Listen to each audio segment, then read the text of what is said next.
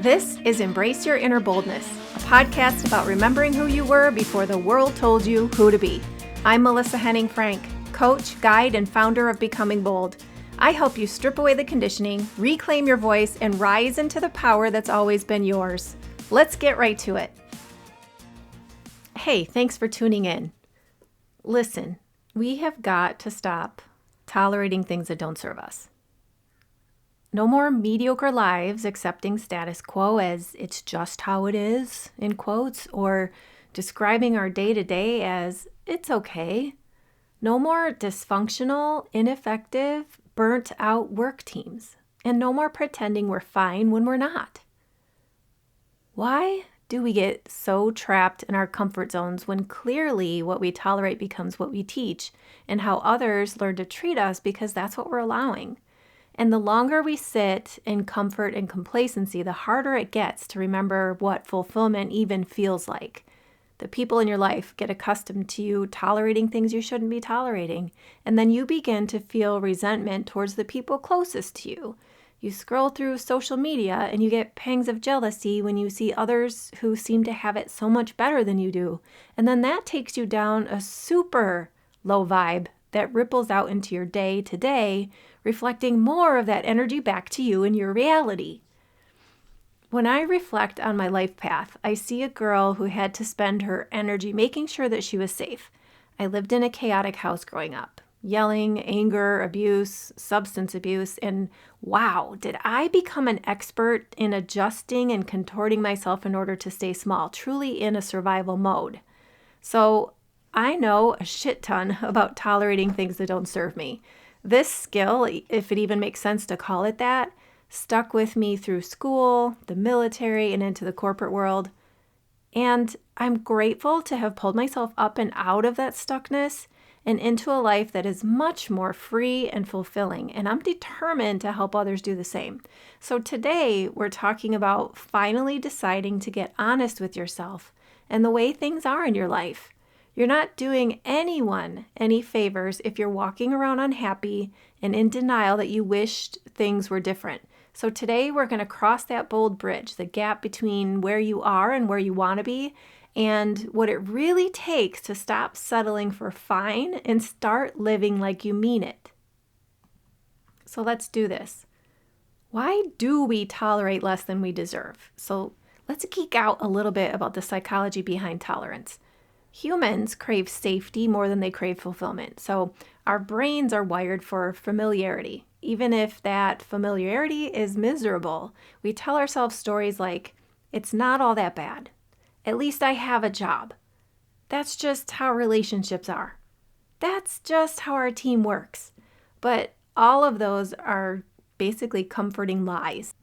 Programming from childhood and society taught us to equate peace with avoidance and loyalty with self-sacrifice. So we learn to keep the peace instead of speaking the truth because tolerating is easier than conflict. We learn to overfunction so others wouldn't have to, and now we make ourselves responsible for other people's emotions and reactions.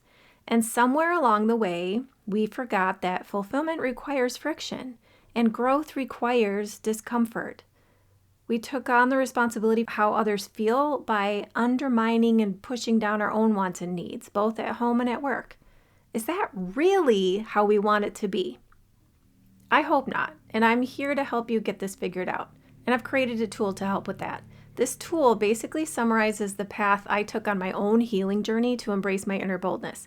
And thinking back on the way I transformed my life, it really boiled down to what I now call the bold way.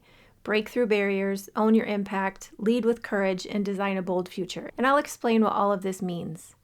So picture a bridge. On one side stands current you, or if we're talking about your team, your current state. It's everything that's familiar, safe, and maybe even quietly soul-sucking. On the other side of the bridge is future you or future state, the life or workplace culture that reflects your boldest, most aligned self or potential as a team. So the bridge between the two, current and future, is the bold way. B is breakthrough barriers. So this is where you name and release the stories, fears, comfort zones that are holding you back. And this is the step where you confront the things you or your team don't talk about. Keeping it in isn't helping, and the longer you wait, the more difficult it becomes to say the things out loud that need to be said. This is where you name it to tame it. And then O is own your impact. So this is where you recognize your power, your presence, and how your choices ripple out. This is where you take your power back. Acknowledging the ways you sabotage your own goals and dreams. Acknowledge the ways you don't keep promises to yourself.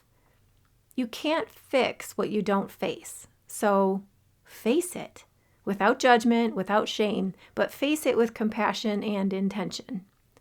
And then L is lead with courage. This is where you act in alignment with your truth, even when fear whispers otherwise.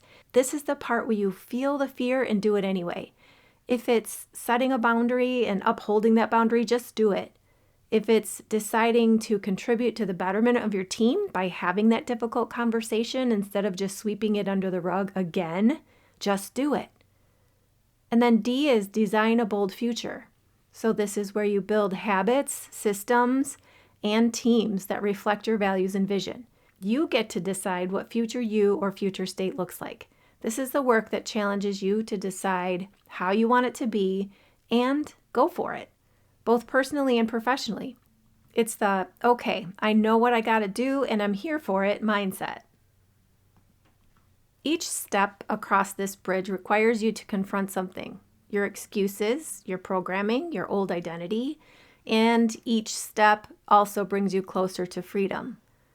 Now, you might bounce around through these steps, and they're not intended to be perfectly linear. They're intended to be flexible enough for you to notice the small wins and take a step back when you need to, when it doesn't go perfectly. So this is truly about progress, not perfection. There's no right or wrong timeline or deadline with the Bold Way. It's completely individual and based on your willingness, motivation, mindset, and audacity to prioritize you. So on that note, let's get into some common reasons, excuses, that we tell ourselves when we're maybe a little afraid of change. Let's call out some of the most common limiting beliefs and excuses. How about this one? I don't have time. You do. You're just giving it to the wrong things. You have time for personal and professional development. So do an inventory of your day-to-day and think about ways to stack habits. For example, listen to a podcast while you're getting ready for work or on your commute. Listen to a motivational audiobook while you're working out. Switch up your evening social media scroll to include intentionally following inspiring people who are at a place in their life doing the things that you want to be doing. The list goes on and on. The bottom line is you have time. How about this one? That's just how I am. No, that's how you've been programmed to be. It's the way you talk to yourself. It's your inner dialogue that confirms what your programming tells you. And this one is really tough because you have to have an open mind to discover and acknowledge the conditioning and programming, and then begin the process of undoing all of that. My personal impact coaching and implementing the Bold Way are definitely the catalyst for this one. And then there's, well, I don't want to make anyone uncomfortable. Well, if we're being honest, you already are making someone uncomfortable yourself. So every time you tolerate something or allow a personal preference to be diminished, you're making yourself uncomfortable. Anytime you care more about others' comfort more than your own, you're sabotaging your goals and dreams, and you're the one who's uncomfortable. I've heard people say it's safer to stay where I am. Safe doesn't mean aligned or fulfilled. So think about how fear-based this one is. It feels safe because it's already what you know currently. And the unknown can be scary sometimes, especially if you've experienced trauma in your life. You're going to seek out safety at least until you've worked on healing. So I'd ask you to consider your own level of life happiness. On a scale of 1 to 10, are you living a 10? And before you recoil and shake your head and say it's impossible to do that, take a breath and just imagine what it would look like and feel like if you were living a 10 out of 10 life. If you can envision it, you can make it happen. Yes, you can. Friend, mediocrity and tolerating is exhausting. When you tolerate what drains you, you leak energy in every direction. And that's why you feel tired even when you haven't done that much. So the shift begins the moment you tell yourself no more. And that doesn't mean you have to leave your job, your relationship, dump your friends, or turn your world completely upside down. It means you're going to get real about how you're feeling about things. You're going to determine what needs to happen to make it better. And you're going to commit to doing these things and start noticing your world shaping into something much more fulfilling, energizing, and beautiful. Yes, it is possible. It's very possible. You've just been conditioned to believe it's not by people who don't have the desire or ability to believe in a better way. Now let's talk about how this shows up at work. It's not just about personal growth. It's also about workplace culture. So teams tolerate things too. And let me know if you relate to these things. Poor communication, lack of accountability, unclear roles, meetings with no meaning, finger pointing, blaming, shaming, tension and dishonesty, conflict, whether expressed or quiet.